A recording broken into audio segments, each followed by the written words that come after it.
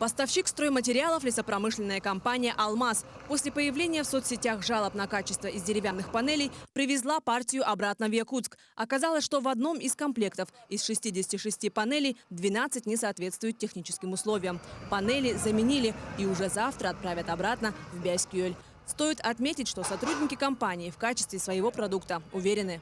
Вы, как человек, работающий с этим материалом, да, участвуете в изготовлении панелей. Скажите, что вы думаете о качестве данного материала и построили бы себе дом из этих панелей?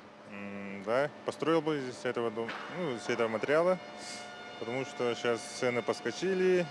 Раньше вот из этого материала дорогой дом был, брус дешевле был. Сейчас брус повысился, а этот по старости не остался. Поэтому сейчас выгодно этого строить. И он усадки не дает, плюс у него он быстро воздвигаемый. Ну и он, когда строим вот это из этого дома, да, сразу утепляется. Брусовой тоже со временем утепляется. Из-за этого она трескается, а этого уже не трескается, усадку, маленькую минимальную усадку дает. Она такая, тоже как материал, доска она дышит тоже, как брус. Тоже такой большой разницы нет с брусом.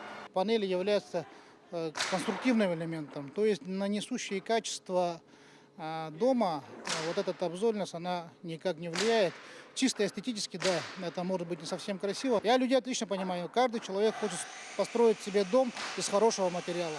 Сейчас у нас материал, сырье уже вышло из камер, в принципе ее достаточно. И теперь мы по максимуму исключаем такие ситуации и всю обзорную доску убираем. Впрочем, местные жители, вопреки раздутому в соцсетях мнению, не столь придирчивы и качеством домов довольны. Все сельчане неустанно следят за ходом строительства своего будущего жилья. Итак, мой дом он хороший, пока нормально. Мой бригадир пока хорошо работает. Качество там нормально, главное дерево. Главное дерево там. Еще теперь ошибка будет. Также строительную площадку села посетил зампред председателя правительства Дмитрий Бердников. Он лично ознакомился с ходом восстановительных работ.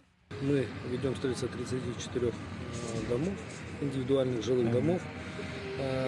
На объекте находятся сегодня 20 домокомплектов.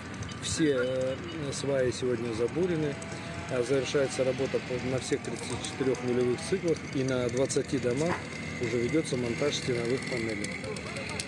Параллельно с этим ведется работа по формированию стропильной части, заводятся материалы для того, чтобы уже до конца сформировать кровлю, заводится утеплитель. Работы ведутся в штатном режиме согласно графику. 15 октября планируется сдача и ввод новых объектов. Марферина Алексеева, Семен Семенов, Иван Яковлев, Евгений Тайтонов, Павел Пахомов. Якутск, Бяскюэль.